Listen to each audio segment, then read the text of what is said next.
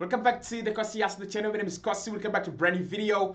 This is your Arsenal starting 11. We take on PSG tomorrow in the second leg of the UEFA Champions League finals in Paris. And this game means everything. We have some big news on Thomas Partey. We have some big news on Martin Odegaard and Julian Timber as well. And of course, we have some big news as well from the PSG end. We are going to be diving into all that. But what are the changes that we need to see in the starting 11 against PSG? There are a couple of players that have been criticized quite heavily ever since the PSG game, and as well as the Bournemouth game. So let me know in the comment box below, which players would you drop for this one? I mean, Martinelli has been criticized a lot.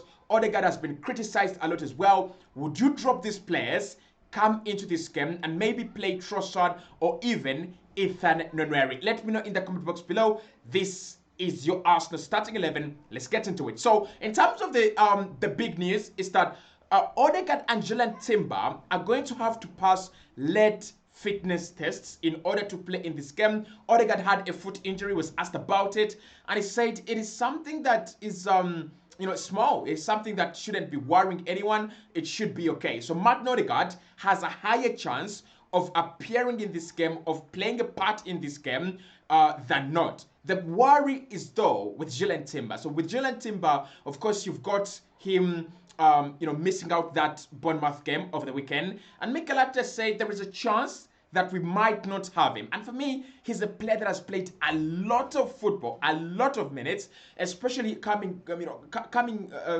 from an ACL injury about a year and a half ago. I think he's played a lot of football. I think he's played a lot of minutes.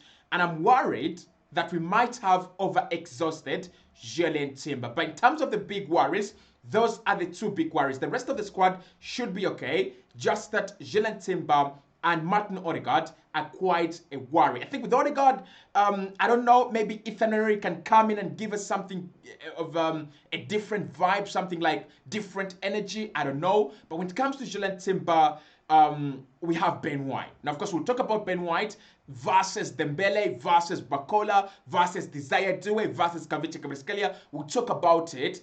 That's how you miss Julian Timber, because Timber is such a solid defender.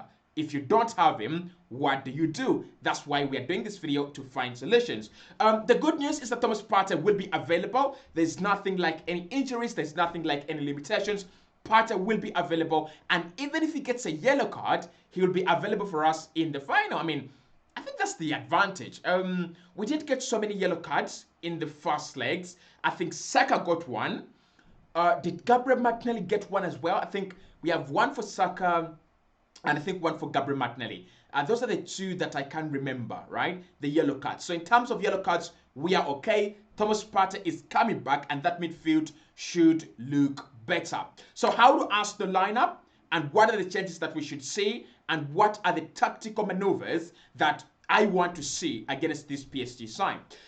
In goal, David Raya is one of the reasons as to why Arsenal are still in this game, by the way. And remember when I told you in the preview, in the first leg, that Raya is going to be such a key player for us. He's going to be so important. And he was very important. That Desire Doué save, it tells you everything you need to know. It tells you everything you need to know about David Raya. He's such a world-class goalkeeper. And for me, at this point in time, again, going in Paris, I know a few people are so confident. And, there's a difference between confidence, overconfidence, and delusion. I think a few people are just deluded. But if you're just confident, I think you know that Raya is going to have a very heavy evening. And the reason for that is PSG will score. PSG will create chances. PSG will do whatever they can to go through. They're at the Partey, for instance. That is a stadium that has had a lot of teams gone there. It's been a massacre.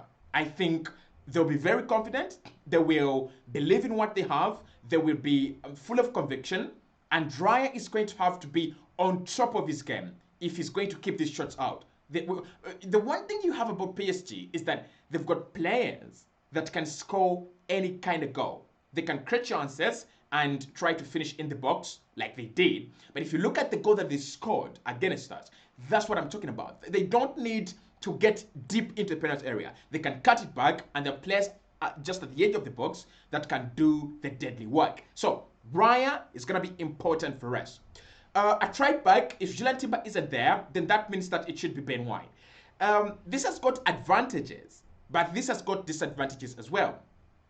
So the advantage with Ben White playing at right back is definitely he can provide a lot of overlapping support for Saka. Remember in the first game, Nuno Mendes kept Saka quiet, and it wasn't because Nuno Mendes was so good, but because PSG kind of doubled down on Saka. There were around 3 or 4 players always on Saka. Why? Because they know if you take Saka out of the game, this Arsenal team they will take a long time to think about other options. And what happened eventually was you saw Arsenal pumping the ball into Rice and not into Rice, but into Mikel Merino and into Gabriel Martinelli in the first leg, and that didn't provide anything. We had a couple of shots, but that didn't really give us anything. We tried to attack on the left-hand side. The problem with Arsenal's left-hand side, you have good players there, and you can attack from there, but it is not as effective and efficient as the right-hand side. So what you had there is Saka was kind of blocked out of the game. He was zoned out of the game. But what we can do and what Arsenal can do is allow Ben White, and maybe if Odegaard is there, allow Ben White and Odegaard to link up with Saka and create overloads on the right-hand side. That means that even if PSG commit about 3 players down the right-hand side, Arsenal can still have an advantage. Even if they commit 4 players, that means that Arsenal can have an advantage in terms of the other areas of the pitch. So I think White has got an advantage. He can run, he can cross the ball very well. He's got that ability and speed to bump up and down the pitch, and he's a very, very good support to Bukayo Saka. The problem with Ben White, though, is Arsenal are not playing amateurs. We are playing professional footballers, a team that is well drilled, a team that is so beautifully put together, and they understand each other. Their game is not about how they utilize spaces. It's about how they understand each other, and that is why they were so deadly against us. So in the end, what I'm gonna say, I think Ben White for me is alright as an option if Timber can't make it, but we will have to struggle a lot at right back. Lewis Kelly at left back had a very, very quiet game. Not very quiet though, but I think it was okay in the first leg. He did create a good chance, and Gabriel Martinelli should have scored. Honestly, he should have scored. So I expect Skelly to keep up with Dembele, to keep up with Bakola, to keep up with Zadue. Whoever's gonna play in that end, I expect us to deal with them quite comfortably. At centre back, Kivio and Saliba, I think we can go with that. I don't think we have any other options. Ricardo Calafiori, not really. I don't think he would be okay for this one. So Kivio and Saliba. Now, Saliba and Kivio were fooled by Dembele in the first leg, because Dembele was your centre forward, but he was dropping so deep. He was dropping as deep as the center line, and even deeper than that. And if you look at the first goal, Saliba doesn't track Dembele all the way, because if he does that, it leaves a gaping hole behind. So he lets Dembele drop, and Dembele picks up the ball. Obviously, Rice has been taken away by Fabian Ruiz and all the other players occupying. So Dembele is in free space and is picking up the ball and is running towards us without any opposition. I think Saliba and Kivio have got to sort themselves out, just find a way of dealing with Dembele up top. Now, in midfield, the good news is that Thomas Partey is back. So Partey, alongside Declan Rice, I think that is enough energy. We talked about energy. I think that would be enough energy for us to go through this game. I don't know, do people really want Odegaard to be dropped? Personally, no. But if Odegaard is to be dropped, maybe Ethan Nwaneri can come in. Now, the thing with Ethan Nwaneri is he doesn't have the work ethic of a Martin Odegaard, and he doesn't have the hard work of a Martin Odegaard.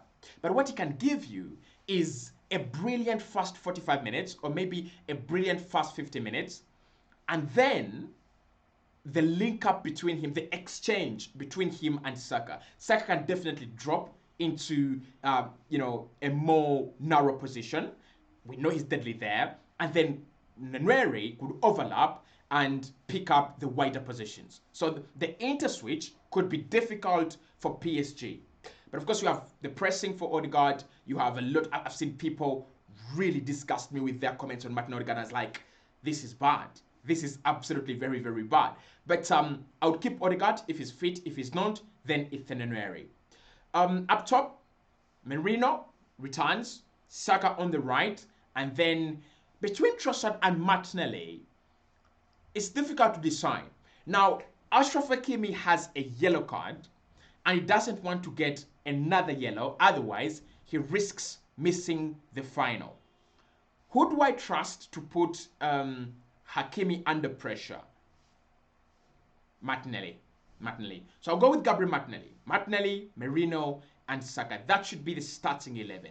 On the other end, Dembele is back. He's back in training, so expect to see him in this game.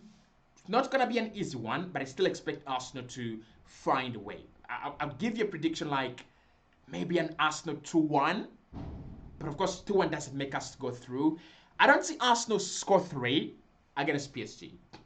I don't see Arsenal concede less than 1 against PSG. That is the problem. So let me know what you think about this game, and speak to you right in the next.